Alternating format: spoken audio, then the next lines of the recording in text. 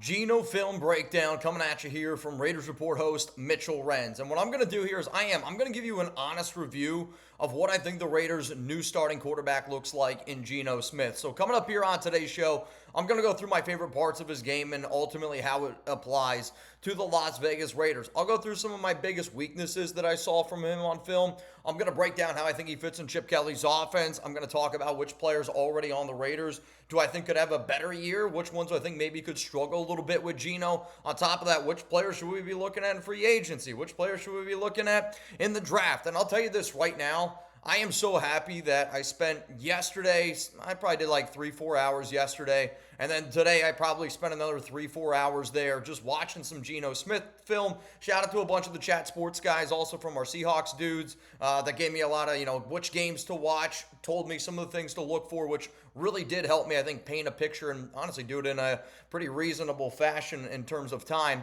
But I am telling you this right now, I love the move of trading for Geno Smith, and I am okay with the idea of them giving him $40 to $45 million because I am shocked how much more I like Geno Smith after watching the film. And quite frankly, if you're a football head and you're a ball knower, it doesn't surprise me at all that a regime like Chip Kelly, Tom Brady, Pete Carroll, and John Spytek and Greg Olson really wanted to go out and bring in Geno. Because I'm telling you this right now, the stats don't tell the full story of how good Geno was the past 3 years, and we'll kind of dive in to a lot of the stuff on there. But I know this isn't typically the type of content that I make on this show, but I don't know the last time the Raiders traded for this big of a quarterback, right? And the QB situation has been filled with a lot of drama. There's no secret around it. But if you appreciate this video, I would really appreciate it if you got that like button going. The most, I think, likes I ever got on a show was like 5,000. I promise you this, if we get 5,000 likes, my boss is probably going to make me do this way, way more in depth at the studio, which I would love to be able to do. I know there's going to be some people out there that want to actually see some highlights and stuff like that. Due to the risk of copyright from the NFL, I was told to not do that. Now, again, if this video does well, we might be able to, take the chance, if you will, in the future. So if you do really appreciate all the content that I have, and this is going to be an extremely long video with a lot of in-depth things that I have written down over the past 8 hours of watching Geno Smith. So if you'll enjoy the video, make sure you click that like button. All right. Let's first talk about the things that I loved about Geno Smith's game, and I'll kind of break it down for you one by one because there's a few. The first thing is, and it jumps off the page as soon as you see it, it's the accuracy. And I mean, his accuracy is telling. He's accurate in the flat, he's accurate in the middle, he's accurate in the seam, he's accurate down the field. He can beat you in a lot of different ways with that accuracy. He's also really good at being able to throw players open. Interesting stat here. He was number one in the NFL in quarterback accuracy the last 4 years. So that is based on how well the ball is in the target range of the receiver, which I explained that in a horrible way. But that's what it's based on. His accuracy, number one in the NFL over the past 4 years. He's got a quick release. One of the things that I loved about, Tom Brady when he used to play was his ability to get the ball out quickly. Geno does have a quick release. It's not nearly as quick as I think of somebody like Tom, but it's top 10 quickness in the league. I do think that he's going to be a really good fit with Brock Bowers and Jacoby because of that accuracy. I mean, you go back and you look at last season, the Raiders, their quarterbacks between Gardner and Aiden, percentage of their throws on target, only 26th in the NFL, which was actually a little bit higher than what I thought it was going to be. For a guy like Brock Bowers, who's got solid hands, and Jacoby Myers, who was literally the number one receiver in the NFL last season in drop rate, was 0, didn't drop one, over 100 targets, very impressive. I think that both of those players are a great fit with Geno because if you need a safety blanket in Brock, and if you put the ball in Jacoby's hands, he's going to pick up that first down. I think also something that they could look at is maybe adding the Chris Godwin. Godwin is a part of that Spytek regime. Also somebody, obviously connected to Tom Brady, won a Super Bowl with him a few years ago, but he's also, out of the last 8 years, 7 out of those 8 years, he had a 6% drop rate, so one of the best in the NFL over that time period. So, that could be a potential free agent, wide receiver that this team goes out and tries to add. But I'm telling you this right now, Geno Smith is extremely, extremely accurate, and that 70.7% completion percentage doesn't even, I think, tell the entire story because his 2022-2023 tape is just so much better than his 2024 tape. All right, let's go to the next thing that I really loved and was pleasantly surprised. I knew Geno was a good down-the-field thrower, but I didn't realize how good he really, truly was. And He could do it on play action, which I like because I know Pete Carroll's going to want to use that with Russell Wilson, no doubt about it. I think his ability to throw down the field when the offense is spread, and we know Chip Kelly's going to try to spread you out, giggity. He's going to try to create a lot of misdirection, and when you don't know what Geno's going to do, he's so much better. And I say that because there was at times last season I thought the Seahawks plays were a little bit predictable. But for Chip Kelly, his biggest thing is like keeping you off balance. If they keep you off balance and you got a running game, you do a lot of these things that I think the Raiders, Carroll, and everyone's talking about. He's pretty freaking dynamic, dude. I do love the fact that he can spray it all around the field. I have that. He can do that accurate. Not a lot of quarterbacks have that ability, which is something that obviously the Raiders want to do. Chip Kelly wants to put points up and do it quickly, but one of the things that I went back and I watched a little bit of Chip Kelly recently, I also found out, I was like, man, I feel like he doesn't run nearly the amount of plays as what he did at Oregon. And I went back and I saw he was actually one of the lowest plays per drop, one of the lowest plays per game in college football last season. Again, they were able to put up points in a hurry most of the time, but that kind of plays into what Pete Carroll wants to do, where he's going to want to, ground and pound. He's going to want to really run the football. He's going to want to play, kind of slow you down a little bit, but then you also need that ability to hit that home run, right? Where, it doesn't make a lot of sense, and I'm going to use a baseball term here. You're going to hit a home run. You're going to go for a solo. What Pete likes to do is he likes to get a guy on first base. Maybe he's going to bunt him over to second, play a little old baseball, and then you're going to try to get another guy on first base, just get on base any way you can, and then you try to go hit that 3-run home run. That's kind of what the Chip Kelly offense is, and that thing, it blends really well with somebody like Pete Carroll. So I found some of these really cool stats. So last season, over the past 4 years with Pete Carroll, so it's a large sample size, he ranked third in the NFL in on-target throws past 10 yards. So again, it's not only just these checkdowns, because when I first used to watch Geno Smith tape, reminder, I actually had the opportunity to work with Geno, when I was an intern with the Jets, so I've actually had the opportunity to, shake his hand, but I didn't like when the Jets took him because I didn't think he was a very good quarterback out of West Virginia. Kind of reminded me of the way that I would have explained Bo Nix, where it was a lot of short passes and, he's letting his players do everything out there for him. But you could tell Geno had it, Geno had it up there. So more stats here. He ranked third in the NFL in on-target throws 20 yards or more, and he also had the fourth highest completion percentage on throws more than 20 yards. So I know that some people don't think that Geno's a good down-the-field thrower, but I'm telling you, when he did throw the ball down the field, and he didn't do it all the time, but when he was given the opportunity to throw, when his offensive line actually allowed him to throw the ball down the field, he could do it, and he could do it really well. Quite frankly, after watching Geno Smith tape, and when he just gets average amount of time, he's a top 10 passer down the field. And that's not a crazy thing. He might even be top 5, top 6. And there are the numbers that I just read are absolute proof of that. Let's go to another thing here that I absolutely loved about his game. It's pocket awareness. And Geno is a pro's pro. I think that's one of the best ways that I could describe him playing out there. And, I used to always say, I like Cam Ward because he's cool, calm, and collected. And, you got to give credit to Shador, cool, calm, and collected. Jaden Daniels, cool, calm, and collected.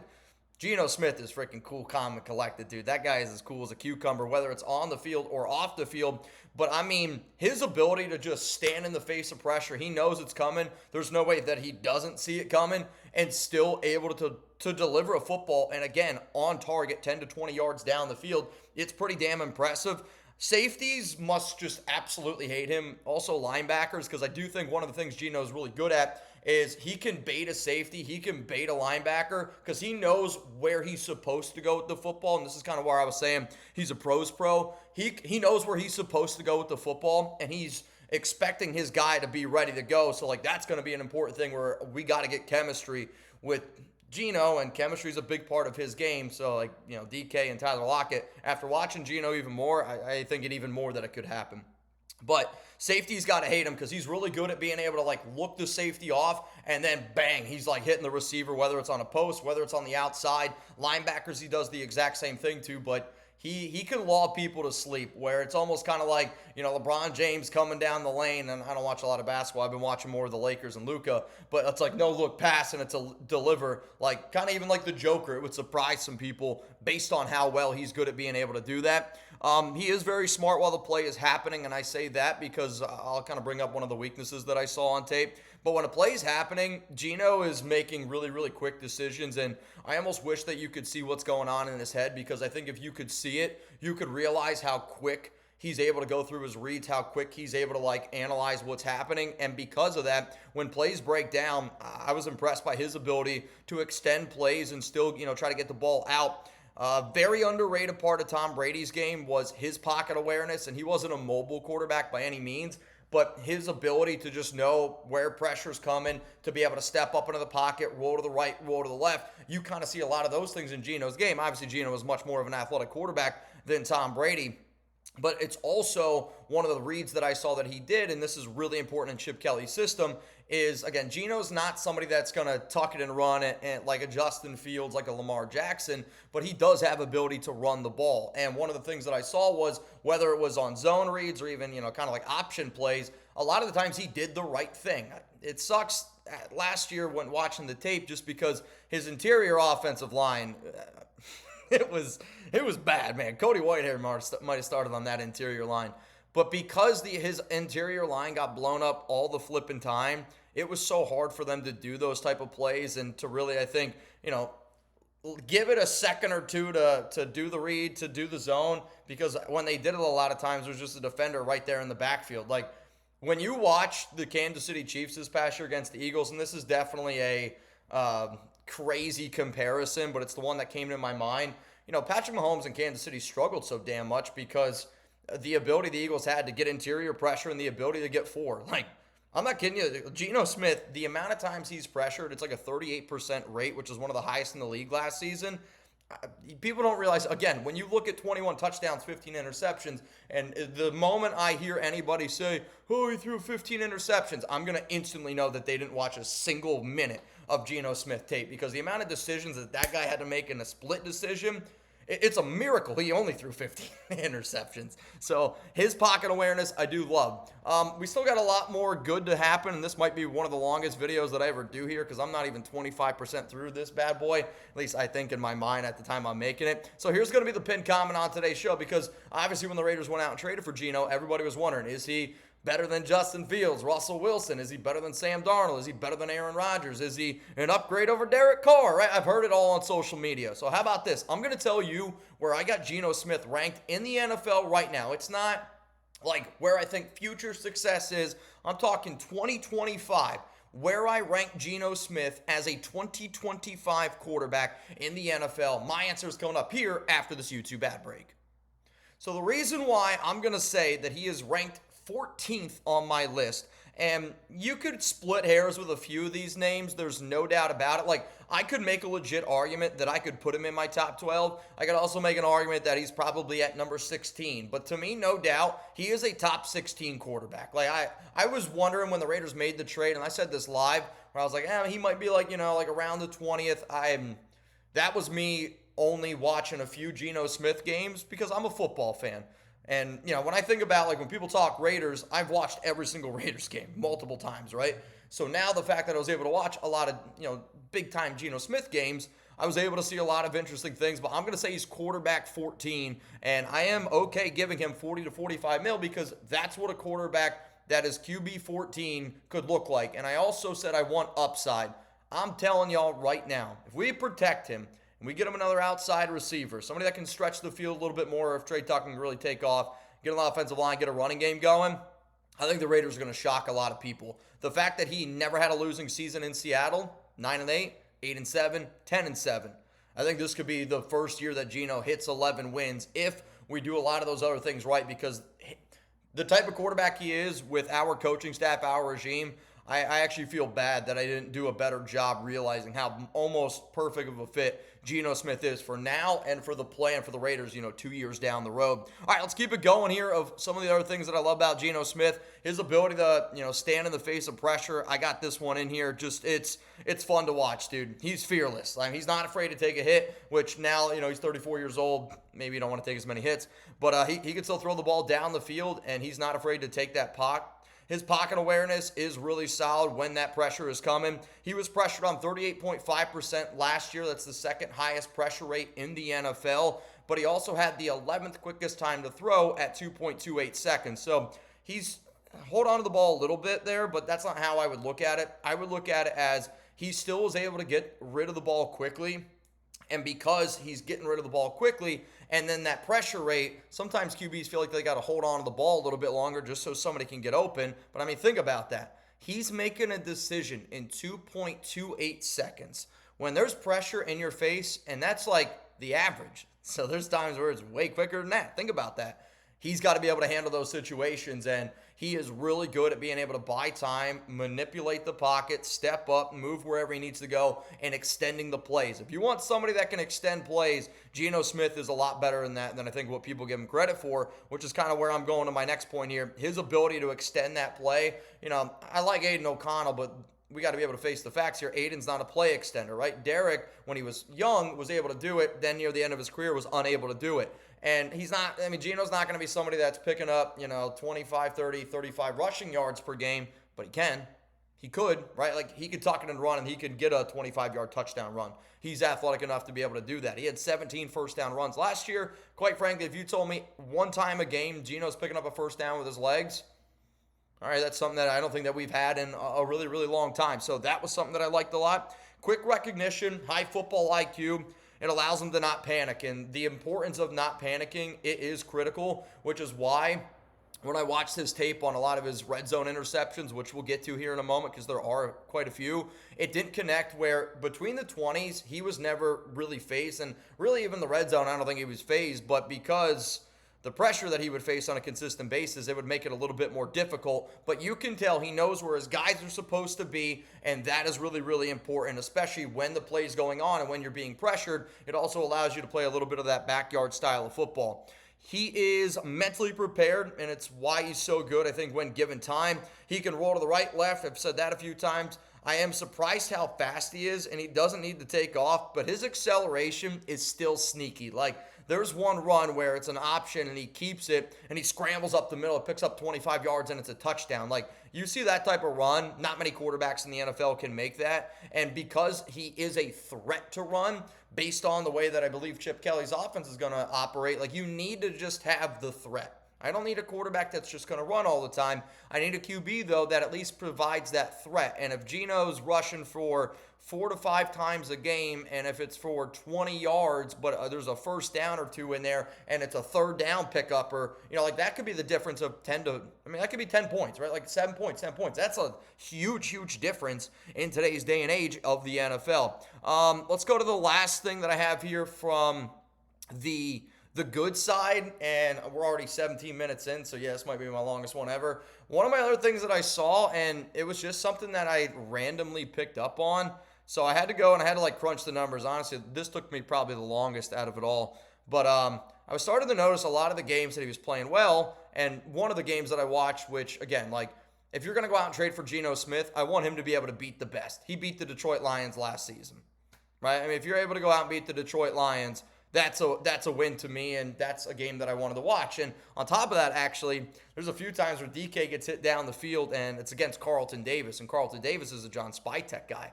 And I saw that, and I'm like, oh, dude, I definitely got to watch this game. So I watched that one a little bit. That was a fun one to watch.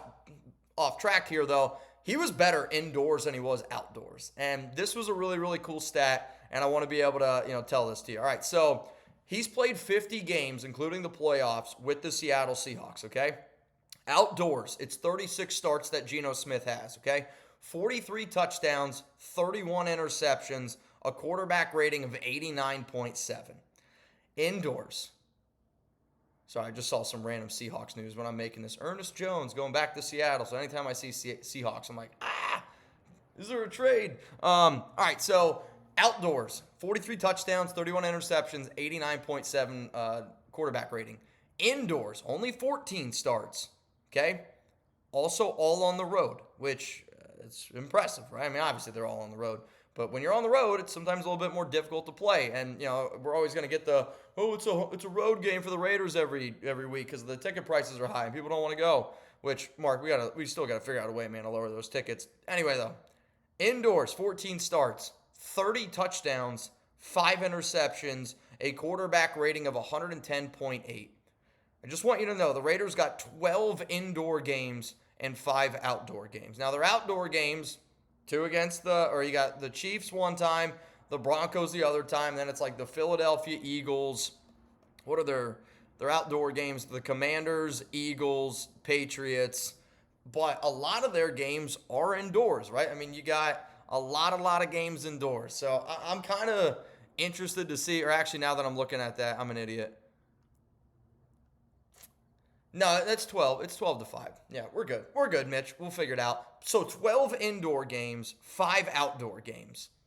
With those numbers, Geno Smith might surprise some people this season. I'm telling you that right now. So again, y'all, this is a little bit of a different style of show. If you haven't, make sure you click that subscribe button, turn on those notifications. I am going to be live every single day for NFL free agency. And if this is a show that you enjoy, then we're going to try to provide a lot more content like this as the year goes on. I kind of like being able to do laid back stuff, just chilling at my house. These are more of like podcast style of shows, which I don't always get the opportunity to do while I'm at Chat Sports and at work, because it's just not the content that we provide, but I can do it here on my off day. So if you like it, make sure you're subscribed. Oh, man.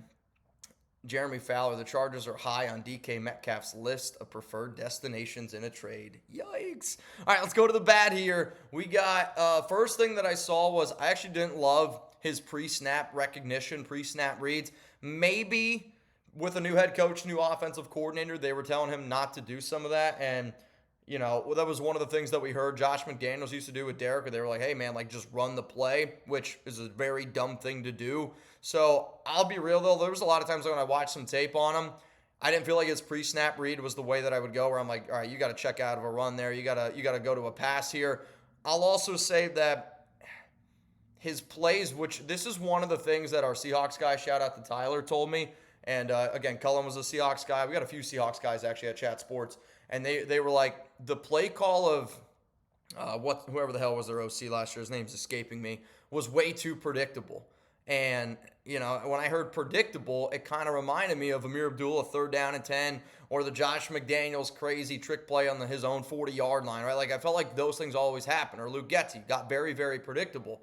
So, like, when I watched some of those Geno Smith games, I did feel like the play calling was, you know, a little bit predictable in certain situations where, you know, it's 3rd down and 7. They're going to check it down. You're like, why the hell aren't we trying to push the ball down the field here? Like, those type of things happened a lot. There was a lot of conservative play, and honestly, a lot of play that showed that I don't really think that they trusted Geno Smith. So that was one thing there. But luckily, I think for the Raiders, I have faith in this staff, and I have faith in Chip Kelly, and I have faith in them to do what they're going to do with Geno and what, you know, this organization has done with journeyman quarterbacks. So that was one thing that I did not like. But again, Geno, I thought, did a really good job. Once the play was happening, it was good, right? Like, he was much better in the chaos, where when it was like the quiet before the storm, I don't know if he saw it all as well, but when it started raining, man, he got that umbrella out quick and he got rid of the ball. All right, next thing that you just notice on tape right away, red zone interceptions. Some of his interceptions are like really bad. He had 2 or 3 in the games that I watched where they literally hit receivers right in the hands, and he ended up, you know, it's hits a guy in the hands, deflects, and lands in somebody else's hand. That's unlucky. But then there are some interceptions that are like Gardner Minshew type of picks where you're like, that wasn't close to anyone. And at times when it happens like that, I almost wonder if Geno, because some of them he's getting pressured and he's just got to get rid of the ball quickly, which, again, that's going to happen. But I almost do wonder with some of the routes that I saw last year, was there some, you know, miscommunication again? And that can happen from an OC, because there are some where you're just like, yeah, that ball's not really close to anyone, and it does happen. The interior pressure, though, it really did hurt him in the red zone, and it's why I mentioned it earlier, where he didn't seem flustered at any of the tape that I made or any of the tape that I watched. But when you were inside the 20, teams just knew what to do. Like, teams knew that if they brought a shit ton of pressure, the field got smaller, and if they brought pressure on that offensive line, Geno was going to have to make the quickest decisions possible in the red zone. And, you know, like when you're doing that over and over and over again, it's hard to win in the red zone. And that, to me, is the very, very telling thing on tape. So, again, like that's another one where people are going to go, oh, he had a lot of red zone interceptions. He did. You're not wrong. He had the most in the NFL last season. But did you watch the tape? Did you see why he had them? Because when you got a 300-pound Belimus screaming down, waving his arms at you, and you're trying to get rid of the ball in half a second, you're going to lead to some interceptions as well, especially with a brand new flipping regime. Let's go to the next thing that I saw. A lot of checkdowns. Got rid of the ball quicker than I think that he needed to at times. And, you know, I always wonder, I'm like, man, that play was designed to pick up, 2 yards? That play was designed to pick up 3 yards? I just find that hard to believe. And I don't really see that happening, with Chip Kelly. Those plays don't really exist. But there was a lot of plays where I felt like it was a play where, a pitcher throws an 0-2 curveball and it's in the dirt, and you're like, oh, that's kind of a wasted pitch. Well, there was a lot of wasted pitches on first down, right? Like, imagine you're just starting a baseball account and it's 0-0, and you're like, I'm going to bounce this first curve just so they know that I could do it. And I felt like that happened a lot. So here was an interesting stat that I found. Smith was 34th of 39 qualified quarterbacks in air yards per target. So that's going to, you're going to see air yards, and I'm a big air yards guy. That scared me. But then again, he was like number one in the NFL in explosive play rate. So when he was able to throw the ball down the field, third, fourth in the NFL, again, target percentage, 10, 12 yards past, but 30th in the rate of throws that traveled 10 yards or more. Again, we're talking air yards. There was a lot of checkdowns, and that was something that I didn't like that Geno did at West Virginia, and it was one of the reasons why I didn't know if he was going to be able to materialize into a good quarterback once he went to the NFL. And that's stuff that he did with the New York Jets. I don't mind it all the time, but there was times where he would check down a lot. However, he was number one in the NFL at throwing the ball down the field. He was number one in the NFL last year at throwing the ball down the field. He just needs time. So when you give him time, he can throw the ball down the field. But like most quarterbacks, when you're pressured, and he got pressured a lot last season, he struggled. Next thing here that I thought was a weakness is father time. You can see he's getting older, and he's going to be 35 in October on October 10th. Few of his throws I thought were late and slow, and some of those interceptions that he had were, I would explain it as like, you're a pitcher and you thought you could throw 95, and then you're like, oh wait, I can only throw 92. And then, for a quarterback, though, like there was one pick right in the middle of the field. He steps up into the pocket, and I mean, it's a perfect, like you're like, you think it's going to be a highlight throw because he steps into it and he lets it rip. And it's picked, and it's easily picked. And I think sometimes, when a quarterback gets older, which it is going to be something that I watched, there were some throws on the tape that I saw where I was like, all right, like that ball didn't come out the way that I wanted it to come out. And I did think it was noticeable on some throws. So, he's getting older. Definitely got to keep an eye on that. But you could tell that the arm, maybe even the legs at times, he didn't trust himself to do maybe some of the stuff that he used to do. But then again, maybe that's what they told him. I don't need you to run here. I don't need you to do this. Like, if you're in a bad situation, just check the ball down. Like, those are all possibilities. So the next thing that I want to talk about here on today's show is how can the Raiders be successful with Geno Smith? And hopefully you liked all the good and the bad that I was able to provide there for you. But I think also the important part of the show is, just simply being able to say, all right, like where can the Raiders succeed now with Geno Smith? I'll tell you this. The first thing that I wrote down is the offensive line needs to be great. It needs to be great. And I'm not saying, like, the offensive line right now is not good enough for what Geno Smith would want or for what I think Geno Smith needs with Chip Kelly. I have confidence in Colton Miller. Left guard, probably going to be Dylan Parham. Maybe it's Jordan Meredith. Center is going to be JPJ. Right guard, maybe it's Dylan Parham. Maybe it's Alex Kappa. Right tackle, it's going to be DJ Glaze. You got to add another significant upgrade. And if you want to go offensive guard, based on what I hear, I don't really know if they feel like that they need to upgrade again at offensive guard, but I think Mekhi Becton could be interesting. I'm not going to lie, Booker, the offensive guard prospect from Alabama, he's a physical freaking dude. He'd be kind of fun to watch. But also like Membao, the right tackle from Missouri. If you told me right now what's a random pick that people might not think about at pick number 6, that could be one because he is super athletic. He might be the best tackle in this year's class. You could look at Will Campbell. Maybe they decide to put him, at a tackle spot. Maybe they decide to put him at guard. Will has played left tackle his entire career, but who knows? Maybe Colt Miller would consider going on the right side. He did do that at one point of his career, but, if it's not broken, don't fix it. It's not something that I personally would want to do after you just traded for a quarterback that's got some, protection concerns. But the offensive line, we got to spend a pick in our first 3 picks. I was going to say first 4, but now it's our first 3. Round 1, round 2, round 3. That's either got to be an offensive line or the Raiders have to go out and add another significant offensive lineman in free agency. That's my thought process because Geno's not going to be the quarterback that we want, and the quarterback I want is a playoff contender, and damn it, I think Geno can win a Super Bowl, and I can't even believe I'm going to say it, but the entire team needs to be almost perfect around him. In offensive line, it needs to happen. Need a sure-handed wide receiver that he can trust in big spots. The amount of times Geno last season looked to Jackson Smith and Jigba, JSN, it was pretty noticeable where, I think people thought that DK was the one, and DK was the one. He was the one down the field. He was the one that, Geno would look for a lot in some of those explosive plays. But his safety blanket, I think, was JSN. But that's also perfectly for what I think Brock Bowers and Jakobi Meyers are in terms of prospects or in terms of receivers overall. I do think that he needs a true X. And I say that, and, if that light bulb doesn't go off in your head a little bit, the Raiders had a report earlier this offseason that they wanted a true X receiver. To me, your true X options for what I think they truly want, I think it's either T-Mac out of Arizona or I think it's a DK Metcalf trade. Now, there's some other options you could look at in the third round. Like the Raiders, they did meet with 3 different receivers at the Combine. Tez Johnson, Jalen Hyatt, I believe, was the other one. Jalen Hyatt. Who the hell am I talking about? That wasn't the name. But they did meet with T-Mac, and one of the things that... Here, I'm going to look up. I have my whole list, so sorry if you're bearing with me here. Which I got to be able to find this. All right, I'll find it. I'll find it later. But T-Mac does have a really good relationship with a lot of these Raiders coaches, and it was actually something that, T-Mac, again, the Arizona receiver, expected to be the number one, said actually at the Combine, and it's on my YouTube channel. It's also on social media, at Mitchell Renz 365.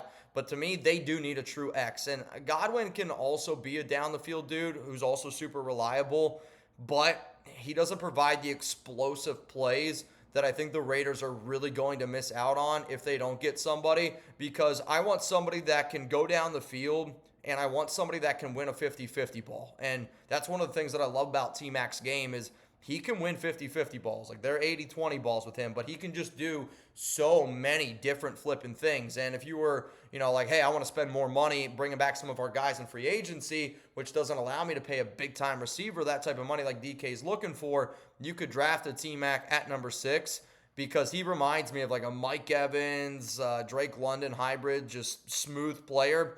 But one of the things that I loved about Geno's tape, and I wrote this at the end, is his ability to throw fades. And, we like to get faded here on the Raiders Report once in a while, but I mean it. It's his ability to throw fades, and he throws a bunch of different fades, and he kind of lulls you to sleep at times with it, and it's really fun to watch. He can do 10-yard fade, he can throw a deep fade, he can throw, where you're starting in a slot and you think the guy's going to run to the post, but he runs to the pylon, throws a fade there, back shoulder fades. I mean, it's fun to watch.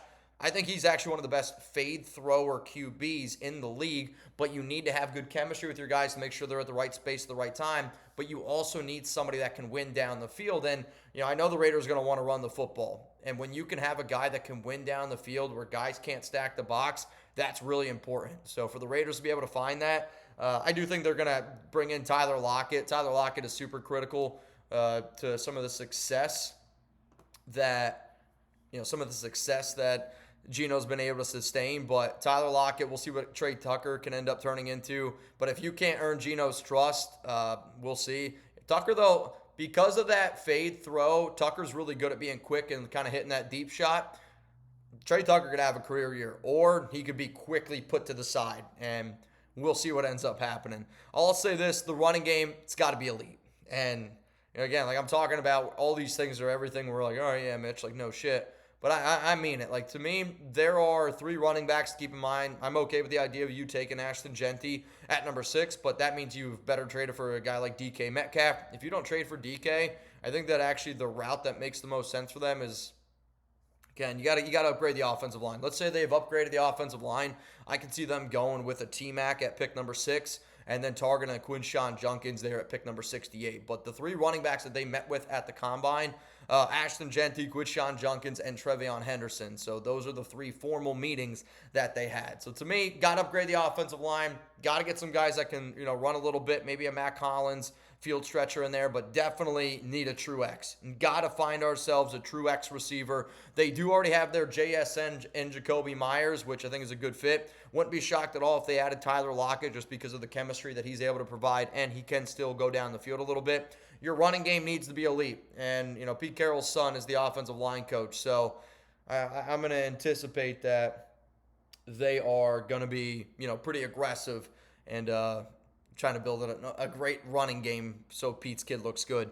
those are all the notes that I have on this Geno Smith show, and we are at 35 minutes. This might be the longest video that I've ever done here on the Raiders Report, and I hope that you appreciate it. So I'm going to leave you with this note, and here's a report on Nate Hobbs. I am told a nice market is expected for Raiders cornerback Nate Hobbs as we get down to the legal tampering period, which is March 10th at noon Eastern time. So again, I will be live tomorrow an hour before the legal tampering period, so I'll be live at 11 Eastern time, so be on the lookout for that. We'll be live a lot, but I'm going to leave you guys. Wow, this is a big trade. Listen, or not a trade, signing. Devontae Adams going to the Rams. 2 years, $46 million. I'm going to talk about that. All right, so I got to get out of here. I'm going to leave you with this. Overall, I love the tape that I watched on Geno Smith, and I felt like he was a much better quarterback than what I ever thought that he really truly was, and I'm really excited about the fact that the Raiders went out and traded for him. I think after what I saw today, he was definitely worth a third-round pick. He's definitely worth $40 to $45 million. He was the best quarterback option the Raiders could have added, plus with his relationship with Pete Carroll, plus he's going to be a great journeyman and a great teacher because he's got it up here. You want the quarterback that the Raiders draft or whatever they decide to do to learn underneath a guy like Geno, whether it's this year or, whether it's next season. So I found this tweet, and it's from a guy, I don't know who it is, but I saw it and I loved it, and it's from Benjamin Slowick. So shout out to that guy on Twitter. And I'm going to leave you with this because this is what I want people to think about when they watch Geno Smith tape. Don't look at the stats. You got to go watch the numbers because he is so much better of a quarterback, and I can see why this regime did what they did after watching the tape on him. So here we go. I love these stats here. The 2024 season on just pure dropbacks, not play action, non-screens, non-garbage time. Okay, so this is, I think when I think of pure dropbacks, I'm thinking when it's good, when it's going good for Geno Smith. And that's the hope, right? We're hoping for it to go well. And if you're not hoping for it to go well, then go root for another team. I'm hoping for it to go well. So if it goes well, this is what Geno Smith did last season when it actually mattered, non-garbage time. 8th in quarterback success rate. That's pretty damn good. 13th in EPA per dropback, expected points per attempt. 3rd on target rate. 5th in completion percentage over expectation. 1st in explosive pass rate. Throwing the ball down the field. We're going to be explosive, and I am really excited to see. Quite frankly, I think people are going to be shocked on the fact that Geno Smith might have a career year, and the Raiders are going to be a lot better than what I thought. I am much more sold on this trade, and if anybody thinks, oh, it's just a Raider fan hyping it up, then you haven't watched this show. Because if there's one thing that I do, I'm not afraid to speak my mind, and it's why I said this is an honest review. He's quarterback number 14 to me. I see the upside. I actually think the floor is pretty safe. I'm not going to lie to y'all. I don't see the Raiders losing less than 7 games this year. And that's if a lot of other things go bad, just because Geno is so good at being able to keep the ship on target, even when shit gets bad. He proved it last season. He proved it a few times, quite frankly. But Geno Smith to the Raiders, I like it a lot more. And if you end up watching some tape, I think you're going to like it a lot more too. If you enjoyed this video, again, you made it this far in the video, make sure you end up clicking that like button. I would greatly, greatly appreciate it down there. Peace out. Free agency is going to be crazy. Geno Smith, welcome to Raider Nation, man. I would love to be able to get you on the Raiders Report. Super fired up to have you rocking in silver and black.